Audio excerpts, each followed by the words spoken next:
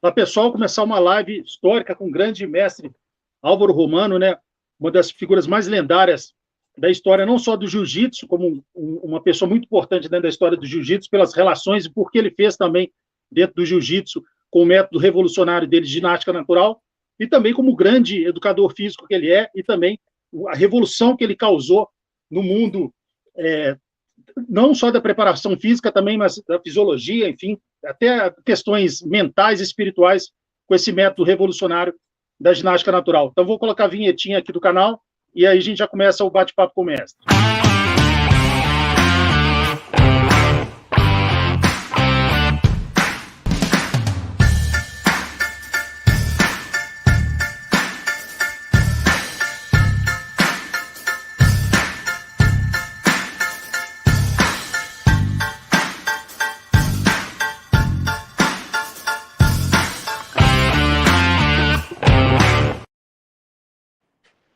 Ô, mestre Álvaro, uma honra conversar com você aqui no canal MMA Debate. Meu nome é Florestan Scarpelli e eu acho que eu não falei errado, não, porque a gente vai falar bastante sobre ginástica natural e eu creio, até porque eu já li muita coisa a esse respeito, que não é. Muita gente pensa só na parte física, do bem-estar, mas ela engloba muita coisa também do espírito, né? Na questão de autoestima, positividade, muita coisa. E tem até uma história voltada ao mundo marcial, que eu vou falar que é até um relato do grande Antônio Rodrigo Nogueira, o Minotauro, que foi um treinamento que você deu para ele, que era justamente para ele colocar positividade, para ele mentalmente ficar forte para uma determinada situação, e graças ao seu método, que não era nada naquele momento voltado à parte física. Você quis dar um treino diferente, no dia seguinte ele já ficou doido com o seu treino, já pediu para você repetir para ele, mas a gente vai falar disso mais tarde.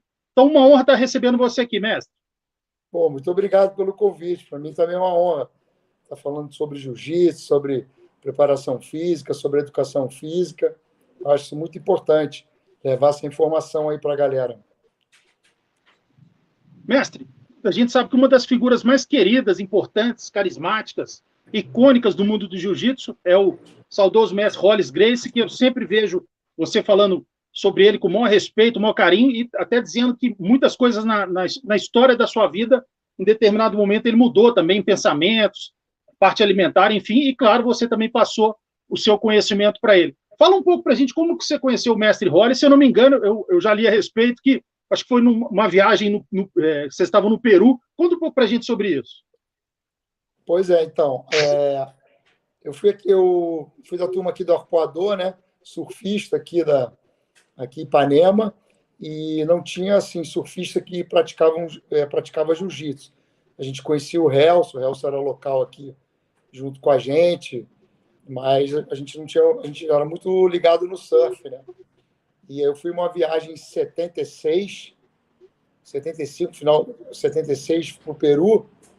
Eu já tinha ido antes, 2 anos antes, e nessa viagem de surf eu estava um dia andando numa das ruas e veio um amigo comum que estava andando junto com o Rolls. E quando eu cumprimentei ele, ele falou: eu sou o Rolls. Eu falei: conheço o Helso.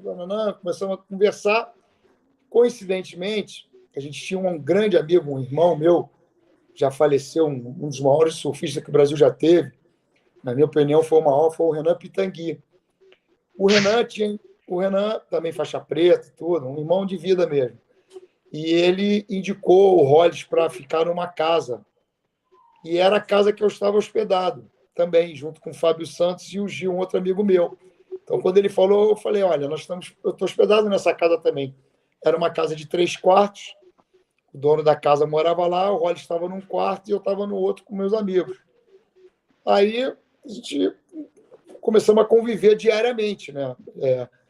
A gente foi surfar junto já no primeiro dia e teve um entrosamento muito grande, assim.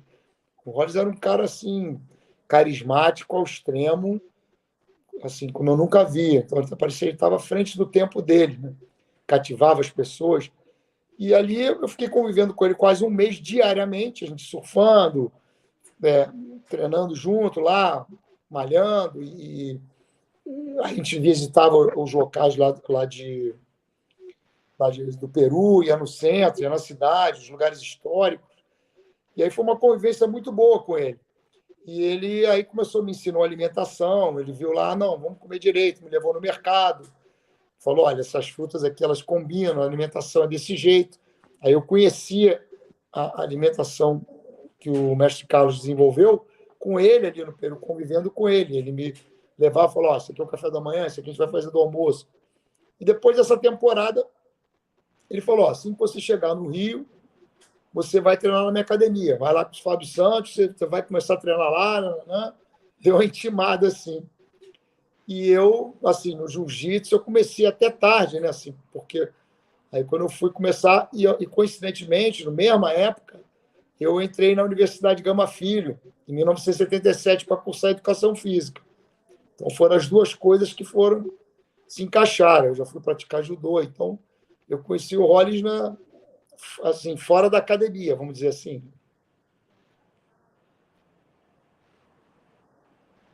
Mestre, quando a gente ainda pensa, poxa, o mestre Álvaro deve ser aquela pessoa que tem todo dia pratica ali uma caminhada, a alimentação dele, muita fruta, isso é algo que você foi, por exemplo, antes de você ter entrado na faculdade, no seu dia a dia, essa preocupação com o universo físico, mental, espiritual, ou é algo que, em algum momento na sua adolescência, que te deu um clique? Quando que começou esse seu interesse para esse mundo de conhecer mais o seu íntimo, o seu corpo, a sua mente, as conexões de alimentação, exercício físico, enfim? Não, então, o surf ele já te proporciona isso, né? Então, eu comecei a surfar aqui com...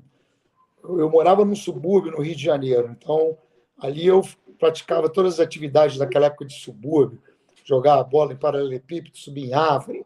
Então, eu era um garoto de rua lá em Ramos, onde eu nasci. Então, quando eu vim morar aqui, vim para cá com 13, 14 anos, eu vim morar perto do Arpoador. E eu comecei a surfar com 14 anos. Então, ali, quando a gente começou a surfar, 14, 15 anos, ia muito para Saquarema, o surf já tinha naquela época, né, essa filosofia, esse estilo de vida, de alimentação, já se falava aquilo ali. Então, a gente já tinha esse conceito ali. Mas, com certeza, quando eu resolvi mesmo me tornar... A gente já era atleta, a gente jogava 2 horas de futebol de praia aqui na Areia Fofa. Só que era uma coisa natural para a gente. Então, você ficar surfando 4, 5, 6 horas por dia já é um preparação. Você tem que ter muito preparo físico para isso. Acabava o surf, a gente ia jogar pelada na praia aqui na Areia Fofa, 2 horas de Areia Fofa, jogando futebol na praia. Então, essa foi a nossa... Era uma coisa natural. Eu falo que a minha vida profissional, a ginástica natural, ela veio disso, desse estilo de vida. Exatamente disso. Quando eu entrei na universidade, eu falei, eu quero manter na minha vida profissional o mesmo estilo de vida que eu tinha, eu quero levar isso de alguma forma. Então, isso já veio lá atrás, isso é a minha história, entendeu? Que eu fui. Depois, o nome foi um acaso, de eu ter colocado o nome, mas isso já tinha esse estilo de vida. Então, mas quando eu entrei na faculdade de Educação Física, comecei a lidar com treinamento. Eu frequentei uma faculdade, uma universidade aqui na Gama Filho, em 77. Os meus mestres na universidade foram os grandes pensadores da educação física no Brasil. Eles é que desenvolveram a educação física, criaram a educação física praticamente. O professor Darcimir Rego Barros, Roberto Pávio, Tubino, Manuel Tubino, Cláudio Reis. Então, eu tinha um contato com essas pessoas que eram os caras pensadores. Eles eram totalmente diferente de hoje em dia, né? Então, isso ali para mim foi muito importante também. Então, ali eu comecei a treinar judô, né? Eu comecei a treinar judô na Gama Filho, e a Gama Filho, nessa época, ela tinha vários atletas olímpicos, não só no judô, como no atletismo. Era uma potência olímpica a Gama Filho. Era talvez a melhor universidade do Brasil nessa época. Então, eu convivi com grandes atletas, Oswaldo Simões, Vigílio, Sansão. Então, começou esse treinamento lá. Eu já entrei no judô, já fui para a equipe de judô, comecei a competir pela universidade. No mesmo tempo, isso foi para o jiu-jitsu. A minha história na preparação física não é uma coisa por acaso. Por quê? Eu vi uma entrevista sua com um grande amigo meu, que é o Peixotinho, né? Pô, fera do jiu-jitsu, e ele mostrou uma foto que ele, aos 15 anos, já competindo. né, o jiu-jitsu, que ele já começou com 15 anos de idade. Começou lá no Hollis e tudo, que ele contou a história dele. Eu comecei a praticar jiu-jitsu e entrei na faculdade com 21 anos. Então, quando eu entrei no Hollis, por exemplo, eu era faixa branca, esse pessoal já era uma faixa azul avançado. Então, quando eu ganhei a faixa azul e comecei a competir, eu competia com as pessoas, tecnicamente, que já estavam, por exemplo, no final da faixa ou no começo. Entendeu? Então, tecnicamente, eles eram melhores. E eu botei na minha cabeça que a maneira de equilibrar, tentar equilibrar isso, era com a preparação física, com condicionamento físico, né? Na técnica, ela sempre supera, mas eu, com bom condicionamento físico, eu conseguiria chegar mais, porque eu me lembro, essa galera já estava treinando há muito tempo. Então, eu sempre pegava faixa roxa. Eu lutei com o Peixotinho na faixa roxa, ele já estava no final, já estava ali começando a faixa roxa. E eram uns caras duríssimos. Então, eu tinha que. Então, eu já tinha essa. Dentro da academia lá do Hollis, eu perguntava para o Maurição, Márcio Tambov, todo esse pessoal de lá. Eu já tinha, eu tinha professor de educação física lá, o Jacaré, o Fábio Santos, mas eles trabalhavam mais com jiu-jitsu. E eu comecei a me dedicar à parte de preparação física, primeiro aplicando no meu treinamento, para depois ver os resultados e tudo, começar a aplicar nas outras pessoas. Mas eu já comecei, por exemplo, o aquecimento na academia, o Rolly já mandava a gente começar a fazer o aquecimento, ele uma vez quis aumentar de peso, quis fazer um treinamento de peso. O Fábio Santos dava aula numa academia no Leblon. Nós acabávamos o treino de jiu-jitsu, íamos lá para essa academia, uma academia muito pequena, tinha um aparelho chamado Gladiador, que cabia numa sala, que eram vários equipamentos juntos, não tinha equipamento nessa época, aí nós íamos treinar junto, e ali, então a gente já tinha essa coisa. E antes dele falecer, ele ia se mudar, né, de academia, e ele já tinha conversado que ele queria. Ele tinha visão, estava muito à frente de todo mundo, ter essa parte de preparação física ali, a gente já tinha conversado. Então, eu sempre já vim, quando eu entrei na universidade, com essa ideia da preparação física para a luta.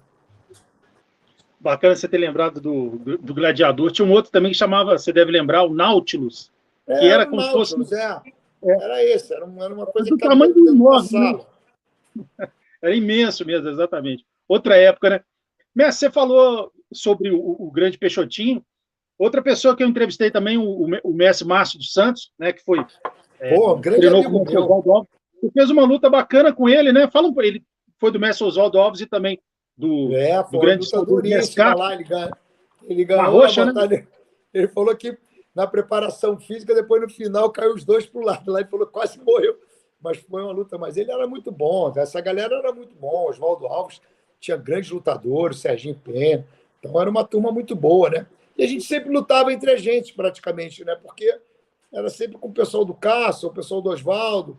Não tinha tanta gente, né? Assim, naquela época, né? Os campeonatos. Então, não acontecia, às vezes, 2 campeonatos por ano. Então, a gente sempre... O que a gente lutava mais, porque a gente tinha que fazer a eliminatória entre os alunos. Por exemplo, o Hollis tinha uma equipe grande. Então, na minha categoria lá no Hollis, tinham 6, 7 pessoas. Então, a gente lutava entre nós, lá no Hollis. Aí saíam 2, aí lutavam contra 2 do Cássio para sair 2 para representar a Academia Gracie, entendeu? Então, geralmente, ia representando a Academia Gracie um aluno do Hollis e um do Cássio. A maioria das vezes. Então, sempre era assim. Então, era uma disputa entre nós, praticamente, né? E geralmente era a final. Sempre era essa galera dali, sempre conhecido. Mestre, falando no Hollis, né? Eu queria até que você falasse 2 perguntas, 2 respostas em uma pergunta. A primeira era, você que teve a chance de ter sido aluno dele, como que era ele como mestre, tanto na parte técnica também, qual que era o diferencial dele, do jogo dele, se era a velocidade, se era o fato dele... mesmo com ele não sendo tão alto e sendo uma pessoa leve, ele tinha toda uma agilidade, uma velocidade, ou era o fato dele treinar outras artes marciais que fez com que o jogo dele ficasse um jogo assim quase que indecifrável, né? Que ele podia atacar de qualquer forma. E como que era ele como mestre? Se ele era incentivador, como que ele era? Alguma característica que ele tenha como mestre que você utiliza no seu método de ensino, não como... porque é jiu-jitsu e o seu é o outro preparo, mas alguma coisa que ele pegava, que você intui também nos seus alunos, por exemplo, a positividade, colocar a pessoa para cima. O que você aprendeu de didática como professor que você utiliza nos seus métodos, seja de preparação física, enfim, de ginástica natural? Qual foi o baque da morte dele na sua vida?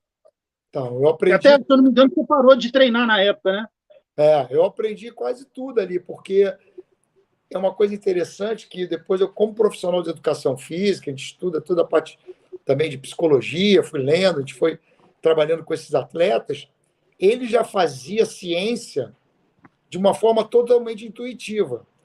Então, eu comecei depois, né, a observar, depois as coisas que ele fazia lá com as pessoas, com os caras que chegavam lá, assim, mais debilitados, entendeu? Que não eram atletas, e ele dava uma moral para esses caras, ele levantava, assim, a maneira que ele falava, ele, campeão, vamos lá, não sei o quê. Eram uns detalhezinhos que eu via que fazia toda a diferença, e era uma coisa intuitiva dele.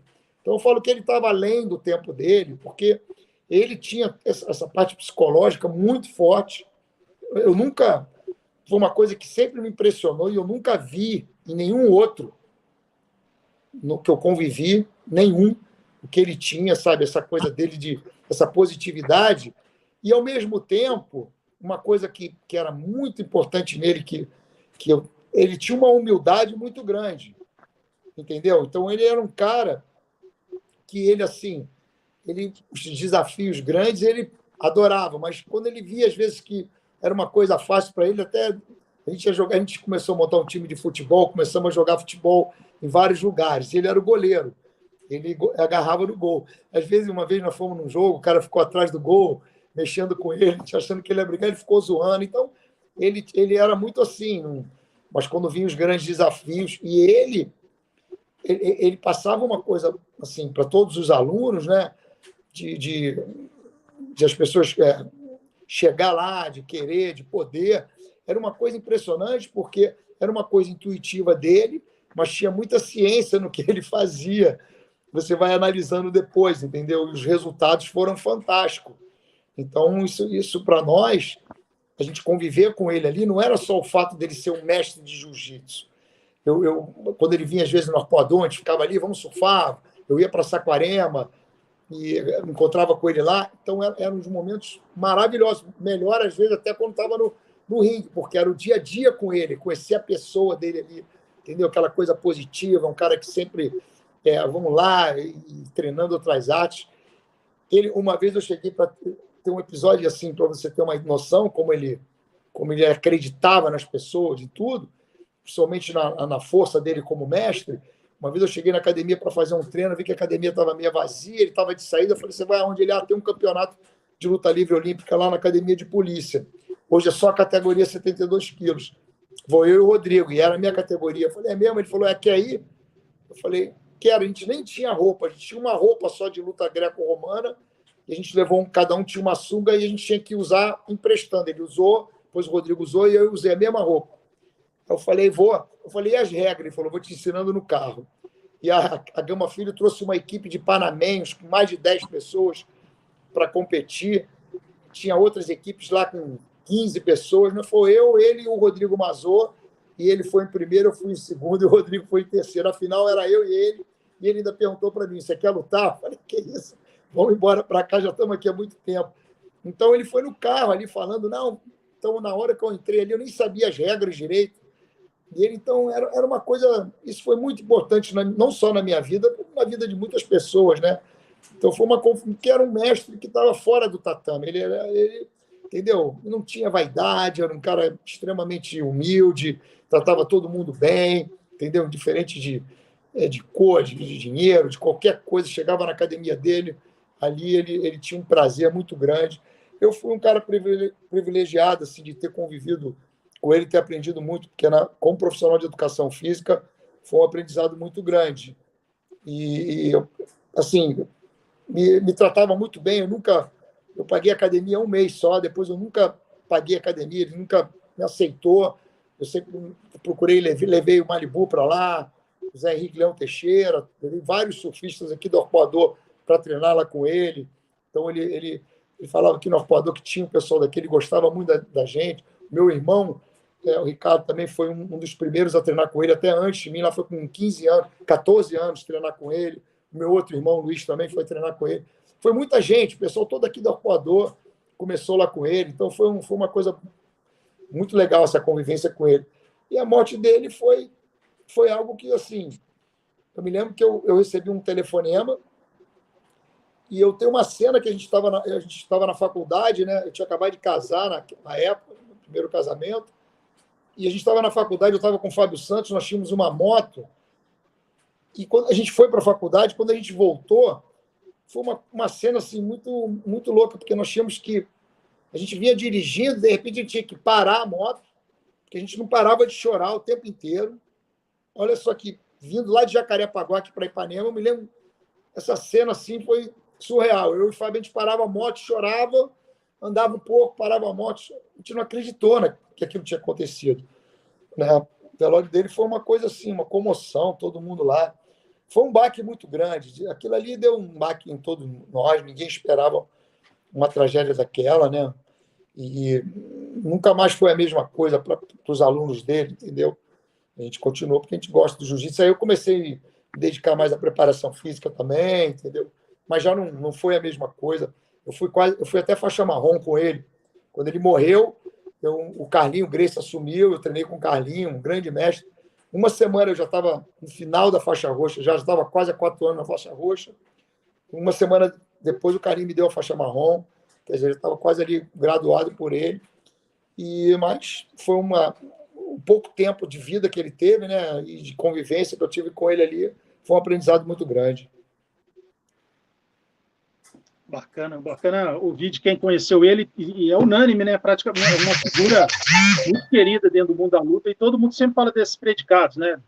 Desprendido de coisas materiais, muito generoso, muito boa pessoa, sem vaidade. Isso é muito importante. Mestre, falando a última pergunta em relação ao jiu-jitsu, antes da gente falar exatamente de ginástica natural, queira ou não, o destino, né, como você mesmo disse, o jiu-jitsu te deu muita coisa na sua vida, enfim, tanto em termos também de autoconhecimento, essa parte alimentar que o Hollis ensinou você da dieta Gracie, mas você também, com o seu método de ginástica natural, e praticamente assim, hoje em dia, os grandes nomes, as grandes academias têm muito do seu método lá de treinamento. Você acha que, queira ou não, o destino fez com que você retribuísse ao jiu-jitsu o que o jiu-jitsu fez para você? Você vê até aqueles drills, né, de jiu-jitsu, tem muita coisa de ginástica natural ali, uma coisa intuitiva, né, que talvez você não tenha nem a intenção de fazer isso, mas a pessoa já faz, ali o seu método empregado no treinamento atual do jiu-jitsu, né? Eu falo que o meu trabalho ele veio dessa movimentação do chão do jiu-jitsu. Se não fosse o jiu-jitsu, eu não teria desenvolvido assim, vários movimentos. Eu ficava treinando horas e horas e horas. Eu adotei uma frase muito interessante, que o sucesso não se faz durante o expediente. Essa frase, para mim, é sensacional. Então, por exemplo, os grandes lutadores de jiu-jitsu treinavam mais. Eu sempre me preparei mais. Então, quando eu fui praticar yoga, eu fui com Orlando Cândido, eu fui estudar mais, eu comecei a aplicar isso nas pessoas. Agora, eu me dediquei à preparação física, eu vim do jiu-jitsu, então eu queria dar a minha contribuição. Então, quando começaram por exemplo, eu comecei usei na minha preparação física, vi os resultados ali, porque para você criar uma metodologia, você não adianta, você tem uma diferença entre a informação e o conhecimento.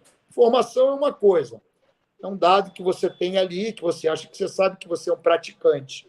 Conhecimento, você precisa internalizar essa informação, né? Precisa aplicar, ter feedback, você vai ajustando. Não é uma coisa que você acha que sabe porque você é um praticante somente. Isso leva anos, você tem que ter uma formação para isso também, né? Especializada nesse caso aí.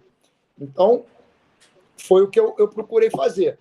E o que aconteceu? Eu comecei a treinar esses grandes nomes, e quando começou, em 91, que teve os Vale-Tudos, voltaram, né, aquele desafio da luta livre com jiu-jitsu, eu fiz o trabalho com o Murilo Bustamante, com o Fábio Gurgel, fiz a preparação deles naquele desafio. Foi a primeira vez que eu apliquei treinamento mental. Eu treinava o Marcelo Bering também, que ele me procurou, queria ter desafios. E o Murilo, quando começou as lutas deles fora do Brasil, eu comecei a viajar com ele. Eu fiz até a luta dele com Tom Erickson. Então, foram umas 6, 7 lutas de MMA. As primeiras lutas dele, eu passei temporadas nos Estados Unidos com o Carson, a gente treinando lá com toda aquela equipe do Carson, tem foto lá na academia do Carson. Então, então isso tudo foi um aprendizado muito grande, porque eu conviver nessa época, por exemplo, com o Carson, eu aprendi muito com o Carson. Essa parte de MMA, treinamento específico, como é que eu poderia trabalhar a recuperação, o que era mais importante. Então, isso tudo foi uma coisa que foi uma história, foi muitos anos, né, de estar ali com esse pessoal. Eu não simplesmente ministrei uma aula na academia para essas pessoas de ir lá fazer uma aulinha e ir embora. Não, eu fiz camp de treinamentos de 2 meses, foram quase 28 lutas de MMA, não sei quantos, acho que uns 20 UFC que eu participei com os grandes nomes. Então, camp de treinamento de 2 meses, com vários camps de treinamento ali, periodizando o treinamento todo, entendeu? Eu que fazia todo o planejamento do treinamento, então, a parte de recuperação. Então, é muito diferente isso se você somente dá uma aula, o atleta ir lá fazer uma aulinha. Então, é diferente. O treinamento para MMA é outra coisa, entendeu?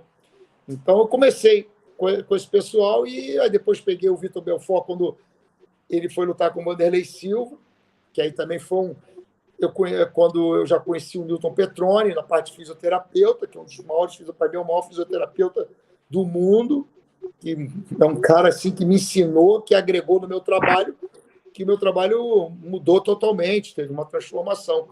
E a grande característica da ciência é estar sempre progredindo, estar sempre evoluindo. Não existe as coisas que você desculpa, as coisas que você fazia há 10 anos atrás, as coisas vão evoluindo. Então, hoje é totalmente diferente. O meu trabalho veio numa evolução constante, até porque foi necessário, por eu estar no mundo inteiro, chegar a treinar o FBI, treinar a DIA, treinar Marines, entendeu? Ter esses desafios todos que foram acontecendo, você tem que estar preparado para isso. Então, não é um detalhezinho, não é só uma técnica que você aprende, um detalhe, não é só yoga, não é só jiu-jitsu, são uma combinação de coisas, né, que você tem que estudar muito. E o mais importante é se você não aplica, né, nesses atletas, você não consegue ter o conhecimento. Uma coisa é você usar para você, outra coisa é você aplicar nos atletas e você entender. E eu comecei a levar uma coisa mais profissional, né? Porque antes assim era muito amador tudo. Então não tinha um professor de educação física, que é a pessoa que tem que fazer todo o planejamento, né? A periodização junto com os outros técnicos. Então isso foi importante. Então eu comecei isso já lá atrás com o Murilo, depois eu veio com o Vitor também, depois fiz o camp dele em Vegas, mudei toda a estrutura do camp quando ele perdeu do Anderson. E eu, geralmente, foi uma coisa interessante, tirando o Murilo, né, que foi no começo, quando trabalhei tanto com o Vitor, com o Minotauro, eles vieram de lesões, vieram de derrotas, então foi uma coisa, um desafio foi muito maior também, né, para você trabalhar, né, um atleta assim, né. Com certeza. Depois eu vou fazer até uma pergunta específica sobre o grande Minotauro, mas eu vi até uma entrevista sua que você dizia exatamente isso, né? Que uma palestra sua, um seminário de 2005, é totalmente diferente do que você deu em 2015, que é totalmente diferente do que você deu em 2019. É algo que você está sempre estudando algo novo, seja na parte mental, seja na parte de respiração, é algo que nunca para, né? E a experiência, né, cara? A experiência é uma coisa. Você está convivendo nesse meio o tempo inteiro. Eu, no jiu-jitsu e no surf, eu trabalho com surf também desde 77. Eu comecei a trabalhar com os atletas, com os surfistas brasileiros, Vitor Ribas ali, com aquela turma toda ali, Daniela Freitas, do bodyboard, Guilherme Tâmega. Então, foi a minha praia, ali que eu vim dali. A minha origem foi ali. Eu fui surfista, fui lutador de jiu-jitsu, treinei jiu-jitsu. Então, o conhecimento é totalmente diferente. Então, essa técnica que você tem muita movimentação de chão, de jiu-jitsu, né? Então, é uma coisa muito específica para isso, mas envolve muitas coisas também, né? Eu tive, assim, o João Alberto Barreto escreveu um livro fantástico sobre treinamento mental. Eu estudei muito também, um grande mestre, que eu sempre procuro conversar, aprender. Então, a gente tem que... Essa parte toda também de o treinamento na água, para trabalho de recuperação com paddle, eu fui adaptando o Newton Petroni abriu a minha cabeça assim da ginástica, na parte de ser preventiva de lesões, entendeu? E na reabilitação também. Hoje eu tenho muitos fisioterapeutas certificados no meu método. Para você ter uma ideia, eu viajei 38 países e certifiquei pessoas em 54. Eu recebi gente em San Diego. Então, foram viagens fantásticas, pessoas no mundo inteiro. Eu tive em Seul, eu tinha uma média de 70 profissionais de educação física e fisioterapia certificado no trabalho. E a ginástica natural, eu sempre falo assim, o nome ficou conhecido, mas eu acho que hoje o Álvaro Romano, meu nome, a experiência toda, envolve muito mais coisa do que só a ginástica natural, entendeu? Então, hoje eu trabalho com palestras de qualidade de vida, saúde, longevidade, entendeu? Tudo. Então, as coisas todas, como profissional de educação física, você não é limitado a trabalhar somente numa determinada coisa, entendeu? Num determinado segmento. Então, você abrange muitas coisas. Mestre, você falou no Petroni, né, o Filé, um dos maiores especialistas de fisioterapia do mundo, exatamente, o trabalho dele com o Romário, só para citar dois, com o Romário na Copa de 90, com o Ronaldo Fenômeno, enfim. E você também fez um trabalho específico com o Ronaldo Fenômeno, né? Fala um pouco para a gente sobre isso. Eu conheci o Filé, talvez acho que 35 anos atrás, quando eu tive uma lesão num campeonato de jiu-jitsu no joelho. Os médicos todos queriam operar. Aí o Evandro Mesquita falou: tem um cara ali que ele faz uns trabalhos meio malucos. Eu falei: esse aí que eu quero conhecer. E eu fui na casa dele, era uma câmera de pneu de bicicleta, trabalhava no skate e com pé de pato. Eu reabilitei meu joelho. Eu fiquei lá convivendo com ele. Um dia eu peguei uma fita minha de VHS, preto e branco, que tem até na internet, que é um vídeo que foi filmado até na academia do Orlando Candy Yoga, que essa coisa de sucesso não se faz o expediente. Quando eu ia embora, eu ficava ali sozinho treinando, eu não tinha academia, treinava na praia, desenvolvia meus exercícios em tudo quanto é lugar. Então, não tinha ninguém. O Fábio Gurgel que fez essa filmagem, um seminário que a gente ministrou juntos depois daquele do Vale Tudo, a gente fez um seminário junto. Ele e o Ratinho fizeram esse vídeo lá. Eu sozinho ali desenvolvendo, fazendo aquele trabalho. Eu mostrei essa fita para ele. Quando eu mostrei, ele falou: isso é tudo que eu imaginava. O trabalho de propriocepção na fisioterapia, mas não tinha ideia como fazer. Então, fiquei convivendo com ele muito tempo. Depois ele assumiu a Universidade de Estácio de Sá como diretor do curso de Fisioterapia e Educação Física. E eu dava aula lá também, ministrava aula na AXE, e a faculdade era dentro da AXE, e a clínica dele também era dentro da AXE. Então, eu ficava diariamente na clínica dele, diariamente, passava horas e horas, vendo todos os tratamentos, conversando com os fisioterapeutas, assistindo a tudo aquilo. Foi uma faculdade para mim, praticamente, estar ali dentro. E quando o Vitor teve a lesão dele, antes de lutar com o Vanderlei, ele teve uma lesão na cervical, os médicos queriam fazer a cirurgia, eu levei a ressonância lá para o Newton. O Newton falou: acho que dá para recuperar, não é caso cirúrgico. O Vitor estava para fazer a cirurgia, ele cancelou a cirurgia, olha a responsabilidade.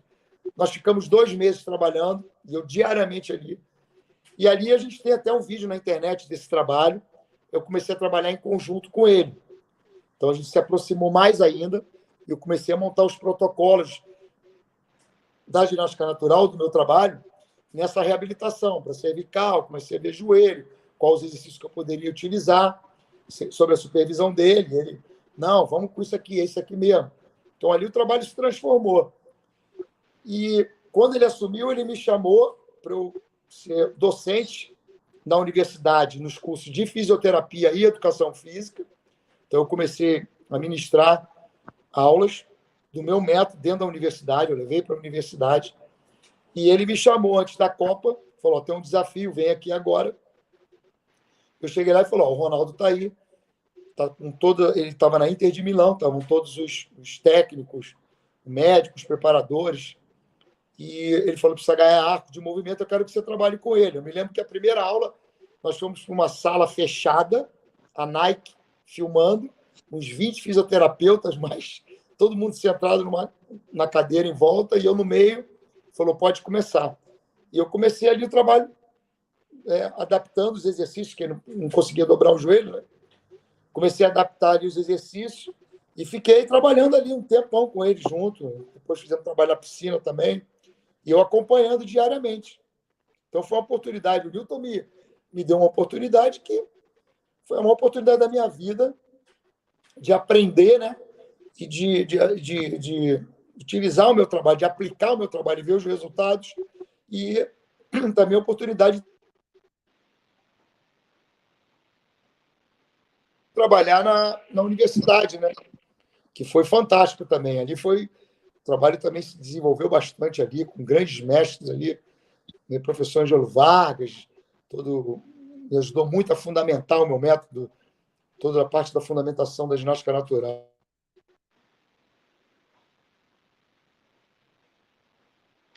Mestre, tá sem som. Oi? Agora voltou. Tinha ficado sem som, acho que alguém te ligou, mas deu para ouvir. Alguém está me ligando, celular é fogo, eu não sei como é que... Não, mas está tranquilo. Você acabou de falar nisso, da oportunidade de passar isso em universidades, enfim. A gente sabe da maravilha que é esse método, não tem como... Se a gente for falar do seu método, a gente só vai falar de benefício, não vai falar de nada negativo, porque é algo que vai fazer bem para a saúde mental da pessoa, ela vai passar a se alimentar bem, vai passar a se exercitar, é algo que, se passar o programa para uma pessoa e falar assim, olha, a partir de hoje você vai seguir essa rotina, o cara vai ficar um cara de 60 anos, fisicamente, internamente como um cara de 30, por exemplo, a saúde do cara vai ficar muito boa, então só tem benefício. Você não acha que deveria ter, por exemplo, esse programa da ginástica natural dentro das escolas de primeiro grau, segundo grau, ali, nem que seja, além de ter as aulas de basquete, vôlei, ter um horário, nem que seja uma parte verbal, para o professor falar da importância da ginástica natural, daquele menino se alimentar melhor, dele aprender um pouco de respiração, alguma coisa. Você acha que deveria ser regra? Porque é algo que só traz benefício, e se a pessoa começar a pegar essa rotina desde 8, 6, 7 anos, ela vai com certeza levar esse benefício para a vida inteira, né? Sem dúvida nenhuma, e também não precisa de equipamento, né? Eu acho que eu já estou com um projeto para fazer isso fora do Brasil, já fiz fora do Brasil, tá? Eu consegui, eu morei 13 anos, né? Nos Estados Unidos, e agora eu voltei porque aqui é o meu país, eu tinha mais instrutores certificados em Seul do que aqui no Rio de Janeiro, por exemplo, no Brasil inteiro. Agora nós estamos com uma equipe muito boa, lá no site da Ginástica Natural tem uns instrutores no Brasil inteiro, eles passam por um treinamento rigoroso, a gente faz um trabalho que está beneficiando pessoas no mundo inteiro. Mas eu estou conversando com o Minotouro, que ele tem um projeto, o Minotauro agora, que eles estão com um projeto para as escolas. Eu já conversei com eles aí da gente colocar esse projeto junto. Eles gostam muito do trabalho, eles conhecem o trabalho, acreditam, e a gente já está com esse projeto, mas sem dúvida nenhuma. Isso, para mim, é algo bastante importante, né? Porque vai beneficiar muita gente, não só nessa parte de criança, também como eu já estou com 60, eu vou fazer 66 anos, né? Então, o que eu falo é o seguinte, o que eu vendo, eu uso. Eu nunca ensinei um exercício meu antes de praticar. Então, esse método é um método que eu utilizo na minha saúde, para minha qualidade de vida, durante anos e anos. Então, hoje, com 66 anos, eu falo que qualidade de vida é você chegar aos 65 fazendo o que você fazia aos 30. Não com a mesma intensidade, mas isso é a verdadeira qualidade de vida, né? Você poder gostar de treinar, poder ir para um tatame, poder surfar, poder fazer outras atividades. Então, para mim é fundamental eu utilizar todo esse trabalho, né, que eu ensino. Isso aí é muito importante. Mas nós estamos trabalhando isso aqui bastante agora. Eu estou fazendo bastante palestra nas universidades, entendeu? Estou fazendo palestra sobre qualidade de vida e saúde nas empresas. Então, esse é um mercado que eu acho importante. O profissional de educação física falar de saúde, que hoje, com a internet, qualquer um, as pessoas estão falando de saúde assim, é o que eu estou falando, com uma informação pequena, não é um conhecimento muito. Então, tem que procurar sempre um profissional. Nós temos aqui no Brasil os melhores profissionais de educação física do mundo e os melhores fisioterapeutas do mundo também. E eu falo isso porque eu viajei, fui a feiras na Alemanha, na FIBO, a IDEA Convention, todo ano em San Diego, participei.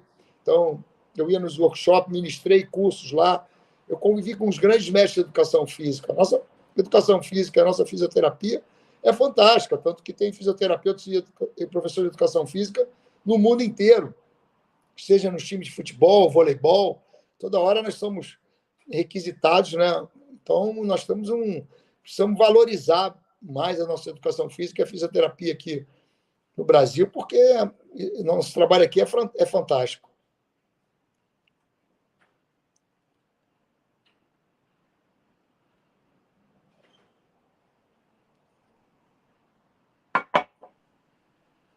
Oi, mestre. Oi. Deu uma travada aí no teu áudio, agora voltou. Deu uma travada na hora que você falou que estava indo para San Diego, aí eu fui identificar mais. Repete só dessa parte, por gentileza.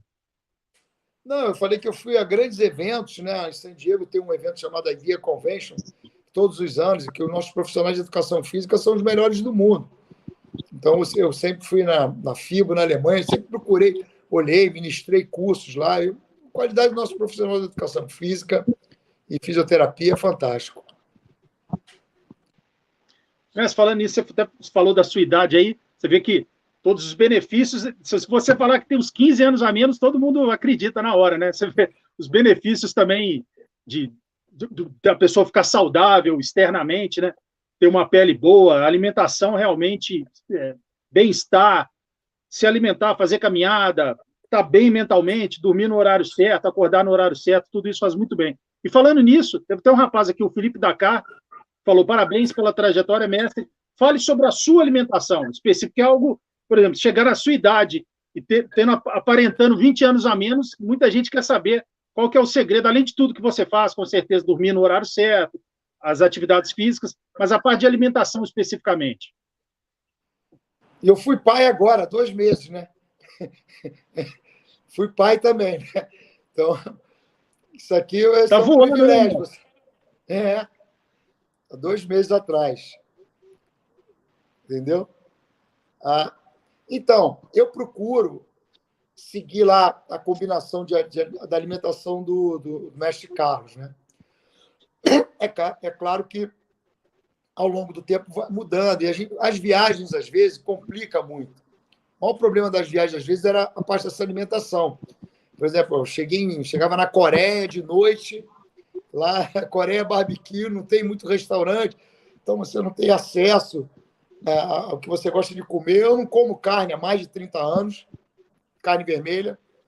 Minha alimentação é mais peixe e frango, mas por evitar também mais peixe. E muita fruta, cara. Então, a minha alimentação é muita base de frutas, castanhas. Mas eu como normal, assim. Não que, às vezes, entendeu? Gosto de uma pizza também.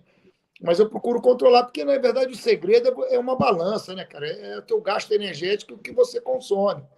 É regular isso aí. Então, comer muita coisa. Não tem muito segredo, né? Mas essa combinação de alimentos, essa dieta de sucos que eu aprendi lá, eu faço isso há 45 anos, cara. Então, à noite eu tomo mais suco, essa combinação dos sucos que eu faço, entendeu? Eu acho que isso ajuda, eu não como muito à noite, mas eu como mais suco, com queijo branco, entendeu? Então, à noite, a minha alimentação é mais light um pouco. Mas como arroz integral, feijão, gosto de fazer também esse tipo de alimentação.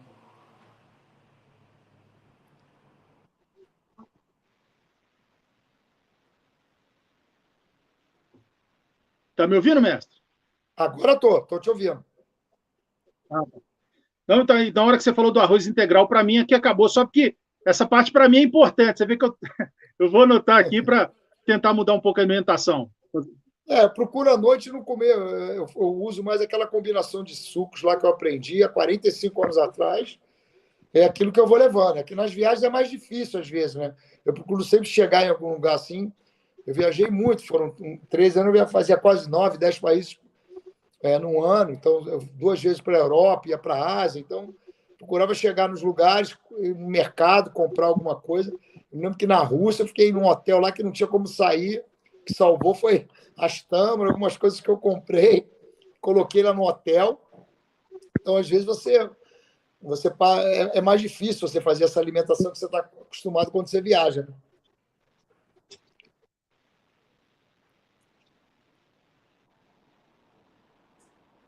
Mestre, deixa eu fazer uma pergunta para você. O seu método é mais de 40 anos que você.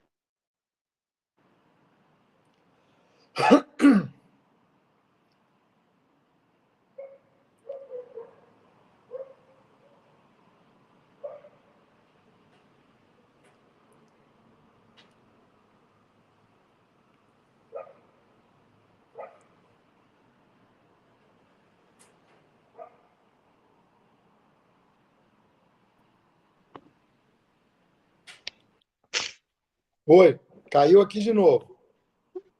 É estranho, não sei se é na sua ou na minha, mas vamos continuar aqui. Tá me ouvindo, mestre? Eu continuo no ar, quando só você que está saindo. A minha aqui está tranquilo, tá? Eu estou aqui num 5G aqui poderoso.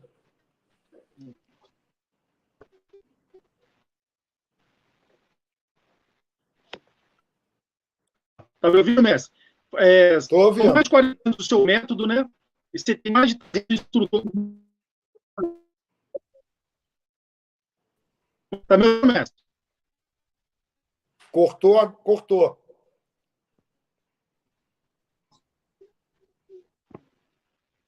O seu tá travado aqui para mim, mas você tá me ouvindo? Agora eu estou te ouvindo. Vou mover e colocar de novo. Ah, não, agora voltou. Mestre, então, o seu método, mais de 30 anos, mais de quase 40 anos que você. Esse seu método, fala um pouco a gente, né? Você tem mais de 300 instrutores no Brasil, mais de 700 no mundo. Fala um pouco para a gente como é que você faz essa reciclagem desses professores. Você tem um contato de tempos em tempos, o que você renova, você tem que passar para eles. Tem algum congresso para você conversar com eles, alguma call que você faz por vídeo, alguma coisa assim, para você passar as suas novas diretrizes para o pessoal? Ou tem uma equipe sua mais avançada que você passa isso para eles poderem ir renovando também? O trabalho é uma educação continuada. Então, a gente tem os levels, depois tem as revisões anuais que a gente faz, os encontros que nós fazemos assim todo ano, entendeu? De aperfeiçoamento. Então, isso aí é uma coisa trabalhosa, né? Você administrar tudo isso. Mas aí, normal, vem um grupo, aí sai. Mas nós temos uma equipe muito sólida, de excelentes profissionais. Nós temos profissionais do Comitê Olímpico Brasileiro, do futebol, entendeu? Nós temos, assim, grandes mestres de educação física, trabalhando bem no Brasil inteiro. Está todo mundo lá no site, os certificados estão lá no site. Então, a gente tem uma equipe boa. E eu, cada vez mais, eu quero trabalhar a excelência nesses instrutores, entendeu? Para a gente levar isso aí sempre com um trabalho com qualidade. Deve ser alguma coisa aqui na rede, mas... Você está onde? Eu estou usando pelo Wi-Fi aqui de casa, estou pertinho dele, mas você está no Rio? Estou em Belo Horizonte. Ah, tá.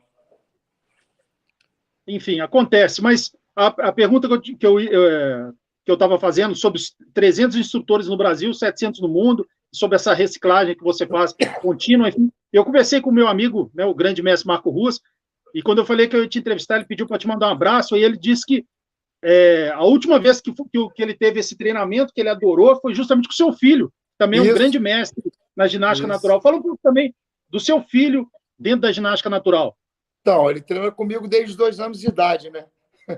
Aí, então, ele está fazendo o treinamento dele lá, está com a linha dele de trabalho, e a gente treina desde cedo, então procurei passar, né, para ele. Eu falo para ele que ele teve mais facilidade por um lado, né, porque já veio ali a coisa toda preparada, né, mas está fazendo um bom trabalho. E o Marco Rua é um grande ídolo nosso, né, cara? Pô, é um cara... Eu sou muito fã dele, cara. Eu acompanho ele direto, acho um cara, assim, fabuloso. E ele é interessante, cara, o condicionamento dele é uma coisa, assim, impressionante, né, cara? Eu fico vendo os treinamentos dele, eu falo, ele está pronto para lutar. Não precisava ter se aposentado, não. Ainda bate forte, hein? Pô, ele tem um condicionamento realmente, cara, é impressionante. Eu tiro o chapéu, viu? Eu, assim, a gente, como preparador físico, a gente vê um exemplo desse. Cara, é um exemplo, cara. Realmente é um exemplo para todo mundo, cara. Mestre, fazer as perguntas finais aqui.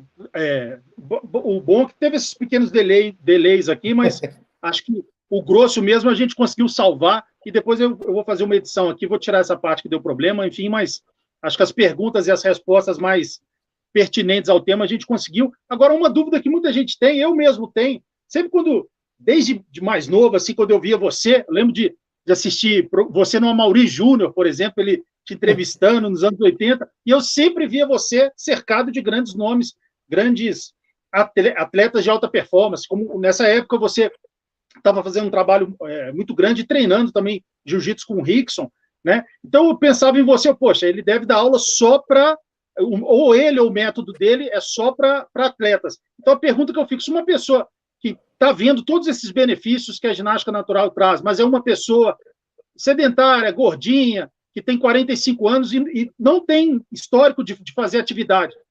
Existe o programa também inicial para ela começar a fazer? Fala um pouco para a gente sobre essa parte que vocês não fazem também só para atletas. Pelo contrário, nosso trabalho é para esse público. O atleta é 0,01%. Então, como profissional de educação física, o meu olhar sempre foi para esse público. A gente tem cadeirantes. Eu tenho um instrutor certificado que é cadeirante, que é o Antônio. Eu tenho alunos amputados. Eu tenho alunos com paralisia cerebral. Eu acho que quando você é um profissional, você tem que atender a todo mundo. E hoje, a nossa metodologia é para essas pessoas. Beneficiar a qualidade de vida, saúde. Esse é um 97% hoje do nosso mercado de trabalho. Os atletas é uma porcentagem muito pequena que nós trabalhamos com. A gente trabalha com grandes nomes, mas é muito pequeno. Ninguém tem, entendeu? Eu acho que a educação física, hoje a gente precisa ter cuidado. E essa coisa de contraindicação, eu acho que não existe exercício contraindicado, alunos contraindicados para determinados exercícios, né? Então, as pessoas precisam respeitar os seus limites. Eu falo que é quando você nasce, você precisa primeiro rastejar, para depois você engatinhar, depois equilibrar, para depois você andar. Você não nasce já, você rasteja e depois já vai andar. Por quê? Você precisa de uma evolução, fortalecer a musculatura, né, para você depois vai passar por todas essas frases do movimento. Na atividade física é igual. Então, as pessoas precisam respeitar os seus limites e saber se ela tem um determinado condicionamento, ela não pode fazer determinadas coisas. Ela precisa primeiro fazer uma base, entender isso. A ginástica natural é um grande diferencial. A gente dá muito o controle corporal, a gente tem um trabalho de força, com o peso do próprio corpo. Eu friso muito sobre a qualidade na execução do movimento. As pessoas ficam preocupadas só com intensidade, carga. O importante é a qualidade. Quando você trabalha com qualidade, você aumenta a intensidade desse movimento. Então, a qualidade na execução é o grande diferencial do nosso trabalho. Eu uso isso no meu treinamento. Você gasta menos energia, com isso você consegue, entendeu, ter uma idade avançada e fazer aquilo que eu falei, fazer as coisas que você fazia antes. Que você controla isso, não só. Então, são vários fatores. Então, o nosso grande público hoje é essas pessoas que estão acima do peso, que querem buscar qualidade de vida, saúde, emagrecimento. Então, nós somos grandes profissionais fazendo grandes trabalhos aí no Brasil e no mundo. Bacana. Nesse site que você passou de ginástica natural, a gente consegue também, lógico, tem lá os mais de 300 instrutores aqui no Brasil, mas a gente consegue achar pela localização, por exemplo, eu sou de Belo Horizonte, e eu gostei tanto da nossa conversa, que amanhã mesmo eu já quero entrar em contato com alguém, eu consigo saber a localização de um profissional pela região dele. No nosso site tem a localização, mas a gente recebe lá pelo Instagram, tem o Instagram Ginástica Natural, que é o Instagram Ginástica Natural, a gente recebe muitas mensagens e assim alguns treinamentos específicos, quando o meu pessoal que trabalha para mim recebe essas mensagens, manda no grupo da Ginástica Natural para ver o instrutor específico para cada caso, em cada cidade também. A gente sempre dá essa orientação lá no Instagram da Ginástica Natural. Então, A gente tem todos lá os cursos, entendeu? Que a gente tem feito aí. A gente tem um programa de cursos grande. Eu estou nesse final de semana aqui em Petrópolis, fazer lá num centro de treinamento novo, maravilhoso lá. Então, CT do bairro, em Petrópolis. Depois estou indo a Santos, fazer com meu amigo Dilmar, fazer um evento em Santos. Estamos em São José dos Campos também. Tem um instrutor lá, o André, que está fazendo. Então, a gente está com bastante evento agora, de certificação também.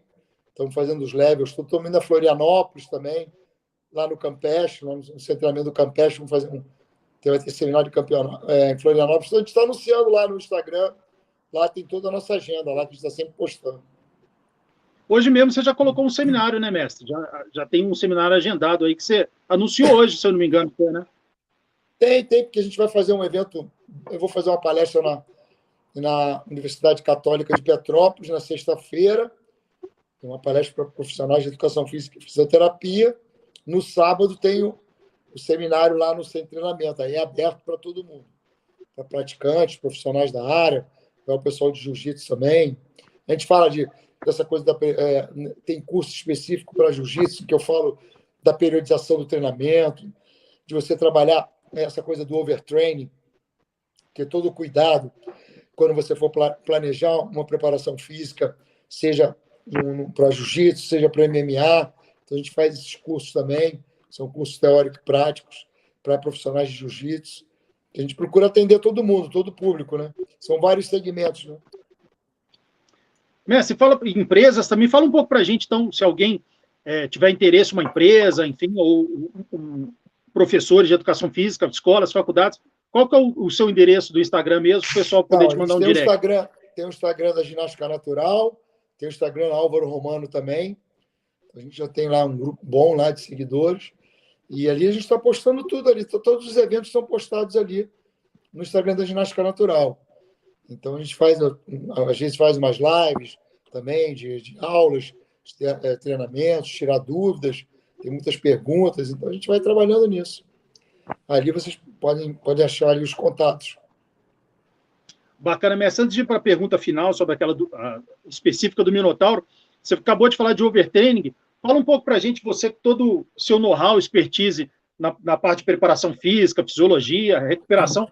Qual é o grande erro que você encontra hoje em dia, que você acha até assim, inaceitável nos dias de hoje, que não foca na recuperação do atleta, que acaba culminando com esse overtraining? Fala um pouco para a gente dos erros que não podem ocorrer dentro de uma preparação física para um determinado evento, falando de MMA, por exemplo, para uma determinada luta, né? Não deixar o corpo do atleta descansar durante um tempo, durante um dia, um período.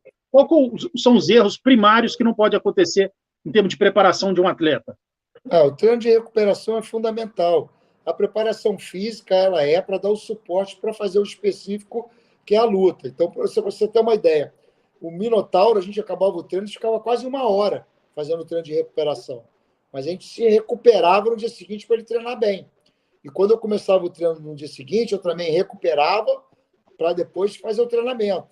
Então, isso às vezes batia de frente, assim, porque o que acontece?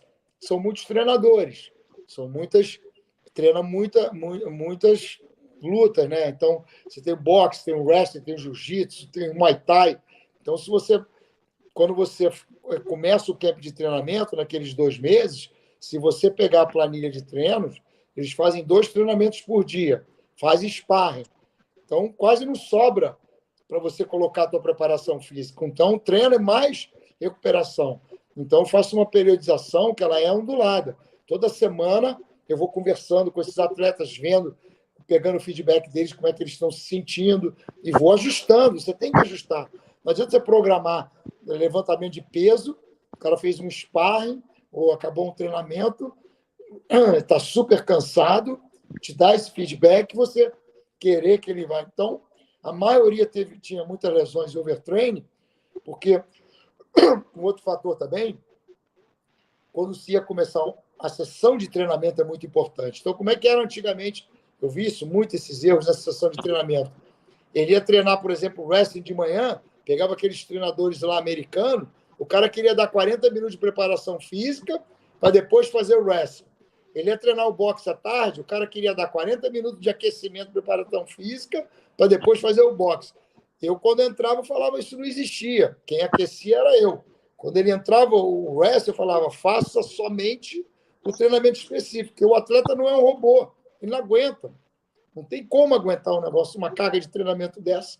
Então, isso era um erro que tinha, assim, tremendo. Então, tinha muitas lesões e muito overtreino em função disso. Foi uma coisa que nós conseguimos corrigir. Porque o profissional de educação física, ele é que vai, entendeu? Junto com os outros treinadores, fazer, por exemplo, você vê no futebol, quem é que aquece os jogadores? É o preparador físico, no vôlei, em todos os esportes, quem faz o aquecimento na sessão de treinamento é o preparador físico, o técnico entra depois. Né? Numa partida de futebol, eu trabalhei no futebol em 83 no Flamengo, na preparação física, com o Zagallo, que era técnico. A gente ia para o vestiário, os preparadores físicos que faziam o aquecimento, porque no MMA não era assim. Entendeu? Numa sessão de treinamento. Sessão de treinamento você tem o aquecimento, a parte principal e a parte final. Então, essa parte inicial do aquecimento e a parte final fica a cargo do preparador físico, que é a parte que você dá um aquecimento adequado, entendeu? Para ele estar pronto, com amplitude de movimento, velocidade, tempo de reação, tudo perfeito para quando entrar o específico da luta, ele gastar a energia dele lutando. Porque o atleta ele tem que gastar de MMA, tem que gastar a energia dele na luta, fazendo aquelas muitos treinamentos que ele tem que fazer, seja de Muay Thai, boxe, wrestling, jiu-jitsu, faz um sparring, que já é um 12 rounds de sparring. Faz um 12 rounds de sparring, eu não tenho como fazer uma preparação física à tarde. Eu vou para a piscina, faço um trabalho. Às vezes você pode fazer o trabalho de preparação física na água. É um treino que recupera também. Então, usei muito treinamento na água com Minotauro, Minotouro, Demian Maia, entendeu? Com essa turma do Vitor. Então, todos esses atletas, eles faziam... Eu visava muito esse trabalho de recuperação, porque o atleta chega na tua mão para treinar todo dia cansado. Não tem um dia que ele não está cansado com alguma dor, algum desconforto. Então, eu preciso trocar essa energia, tirar esse cansaço dele, tirar qualquer desconforto de dor muscular. Né? Você tem descompensação por causa das lesões. Então, você geralmente tem um hemisfério dominante, um lado que você está mais forte que o outro, você precisa compensar isso aí. Aí você trabalha com fisioterapeuta também, importantíssimo. Você ter o fisioterapeuta ali contigo. Então, tem que ser uma equipe multidisciplinar, entendeu? Tem que ser uma coisa muito profissional. Às vezes, eu fico vendo, ainda é carente ainda de você ter o pessoal, entendeu? Ter o profissional em cima disso aí. Já evoluímos muito, evoluímos bastante, mas lá fora, a maioria dos preparadores físicos, eles são do futebol americano, cara. Nunca lutaram, não tem noção. Eu vi coisas lá assim que eu não acreditava, entendeu? Em termos de preparação física. Então, nós estamos evoluindo, nós estamos, aos poucos, eu procuro também passar os cursos, né? Conversar sempre com o pessoal.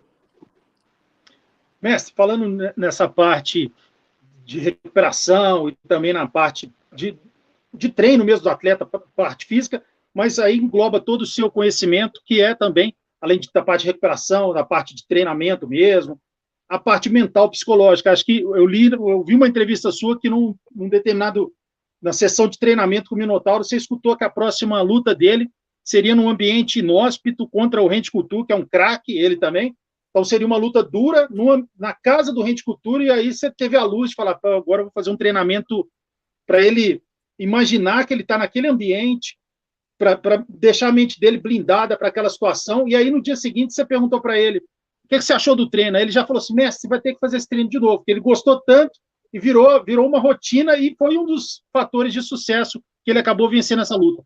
Fala um pouco para a gente exatamente dessa coisa que engloba o seu método, né? Não só a parte física, a alimentação, mas também preparar a mente da pessoa para coisas positivas, situações, enfim. Conta um pouco para a gente sobre essa história.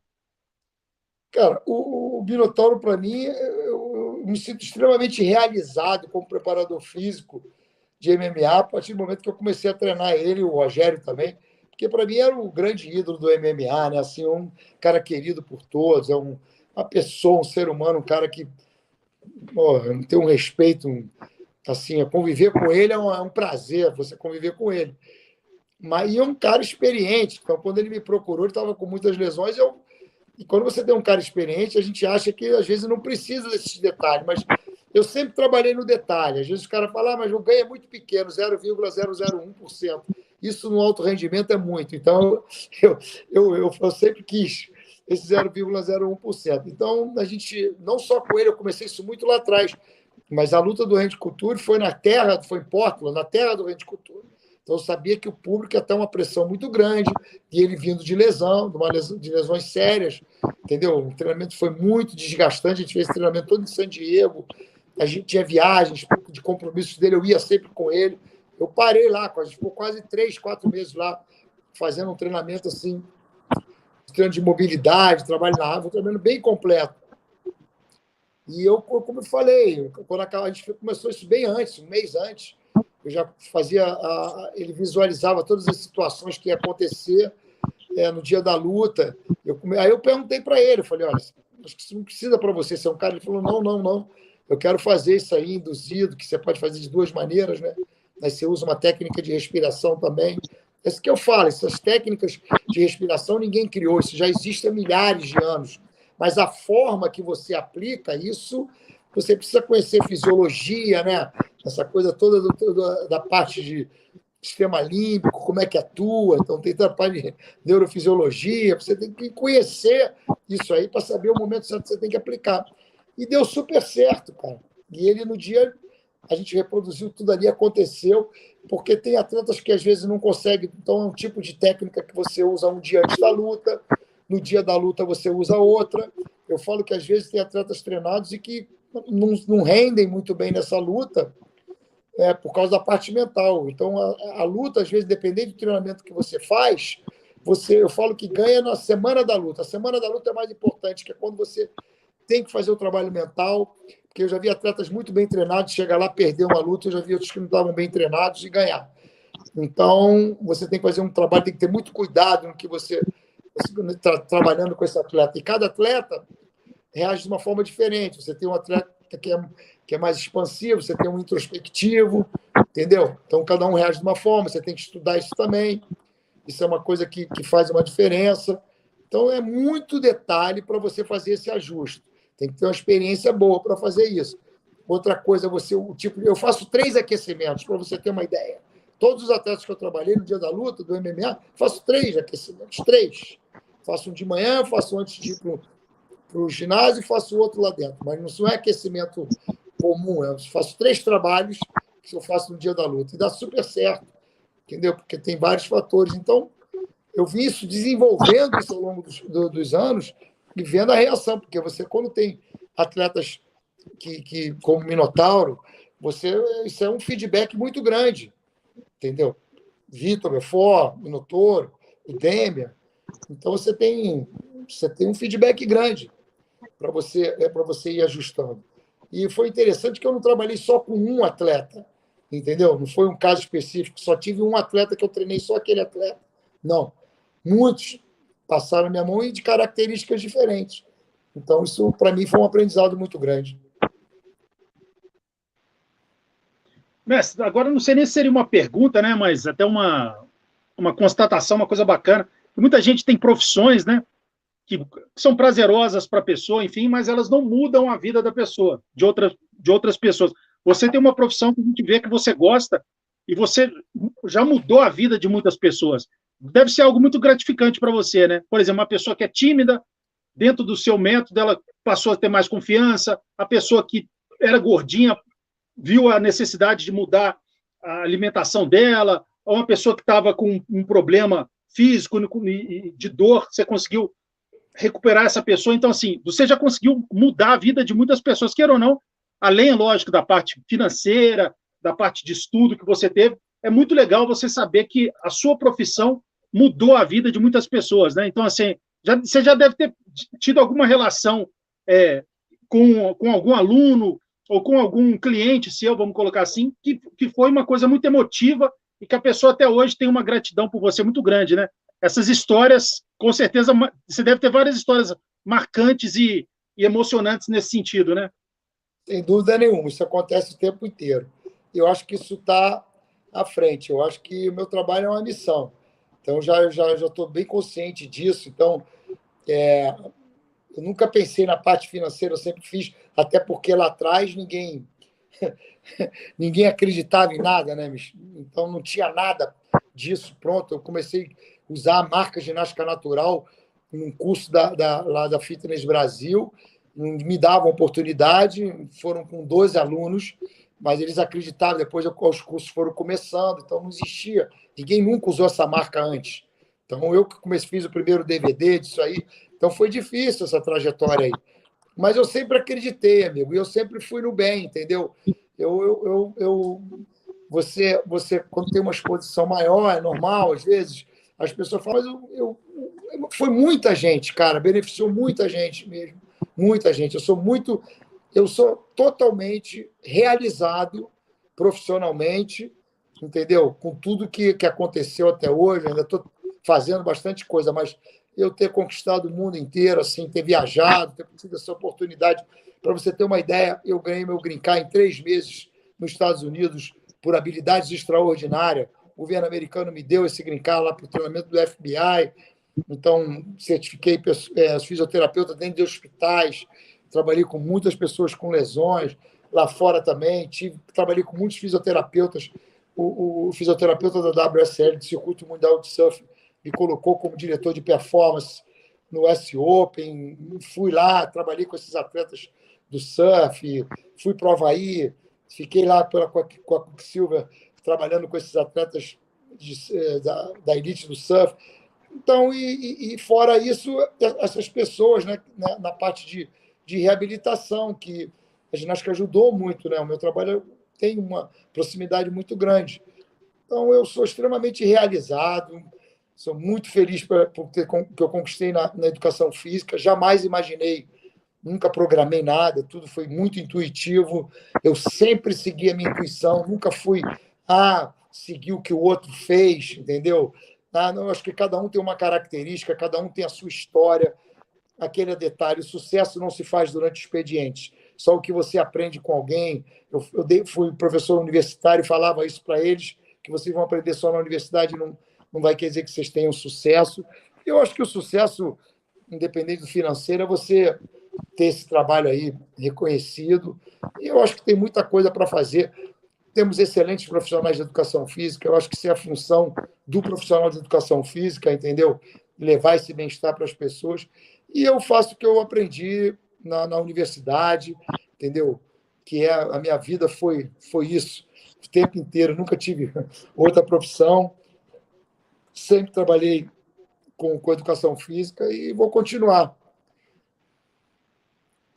Mestre, você vê, né, você que dá palestra, já conversou com tanta gente importante, seus cursos, seus estudos, a gente está aqui conversando 1h17. Lógico, vamos tirar uns 5 minutinhos ali de delay, de problema que teve, mas 1h12, 1h10 de bate-papo, e foi tão proveitoso, acho que para todo mundo, essa live vai ficar salva aqui no YouTube. Para mim mesmo foi.